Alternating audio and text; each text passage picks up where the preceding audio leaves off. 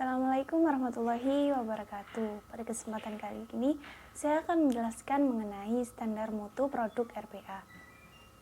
Sebelum itu, perkenalkan nama saya Hansa Nabila Maulida, nomor absen 17, NIRM 04091949, program studi Agribisnis Peternakan, kelas 2B.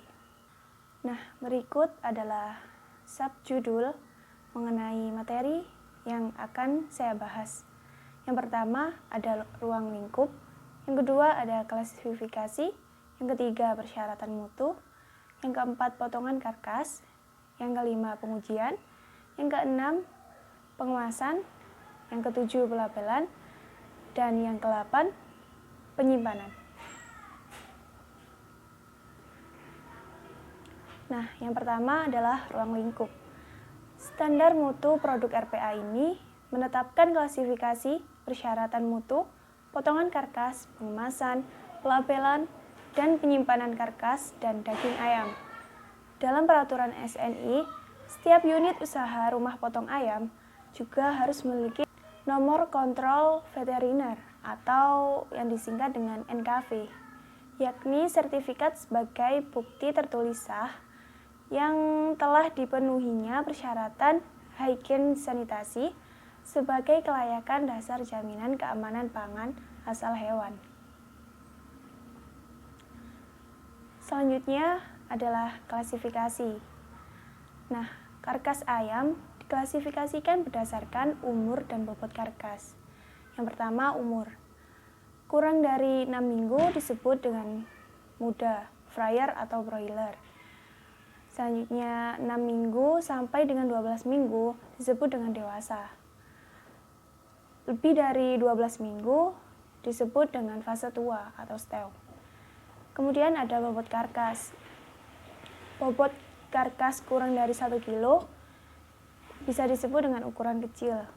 Kemudian bobot karkas 1 kilo sampai dengan 1,3 kilo disebut dengan ukuran sedang. Bobot karkas lebih dari 1,3 kilo disebut dengan ukuran besar. Kemudian adalah persyaratan mutu. Yang pertama adalah persyaratan tingkatan mutu fisik karkas. Nah, dalam tabel ini sudah tertera beberapa persyaratan faktor mutu pada fisik karkas.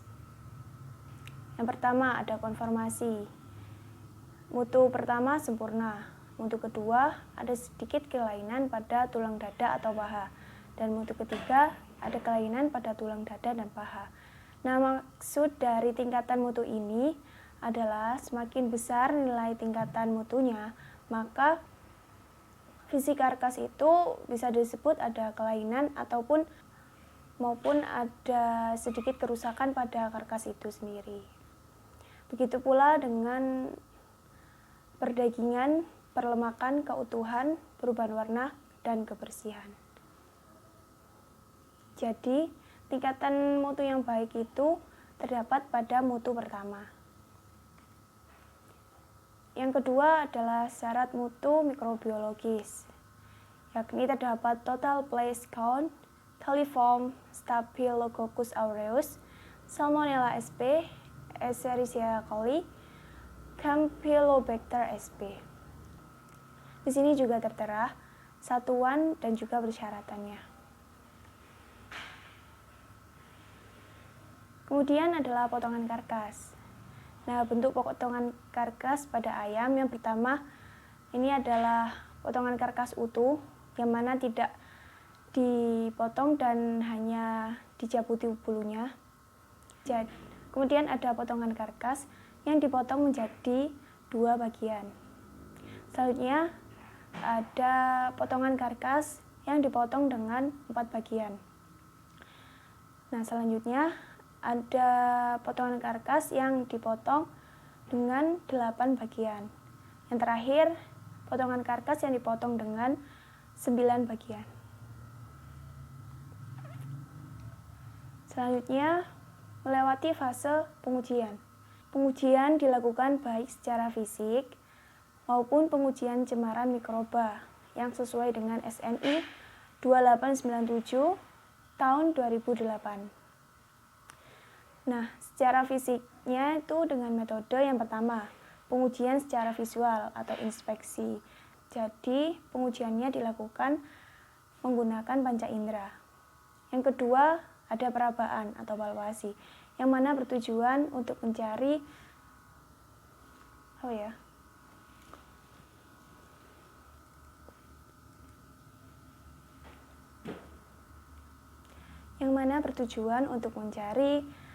kerusakan maupun kelainan yang ada pada karkas ayam itu sendiri.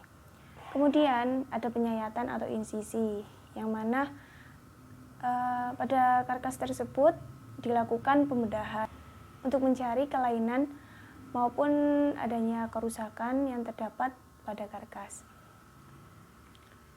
Selanjutnya, pengujian cemaran mikroba sesuai dengan SNI 2897 tahun 2008 menetapkan metode pengujian yakni Total Plate Count atau TPC, Escherichia coli, Staphylococcus aureus, Salmonella sp, Campylobacter sp, dan Listeria monocytogenes secara kualitatif dan kuantitatif pada daging, telur, susu, serta hasil olahan lainnya. Di sini saya akan menjelaskan secara singkat mengenai pengujian cemaran mikroba yang sesuai dengan SNI 2897 tahun 2008. Yang pertama ada Total Plate Count atau TPC, yang mana cara penghitungan jumlah mikroba yang terdapat dalam suatu produk yang tumbuh pada media agar suhu dan waktu inkubasi yang ditetapkan. Lalu yang kedua, coliform. Metode ini terdiri dari uji presumptif penduga, uji konfirmasi penubuhan dengan menggunakan media cair dalam tabung reaksi dan dilakukan berdasarkan jumlah tabung positif. Yang ketiga, Escherichia coli. Pengujian dengan uji pendugaan, uji peneguhan, isolasi identifikasi melalui uji biokimia indolit, methyl red phosphate dan citrates atau IMVIC. Yang keempat adalah Staphylococcus aureus, yakni metode yang digunakan dengan menghitung cawan secara sebar pada permukaan media. Yang kelima, Salmonella sp.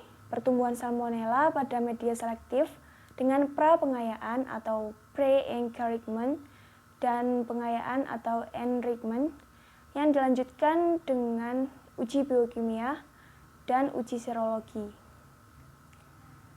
Kemudian yang nomor 6, Campylobacter sp.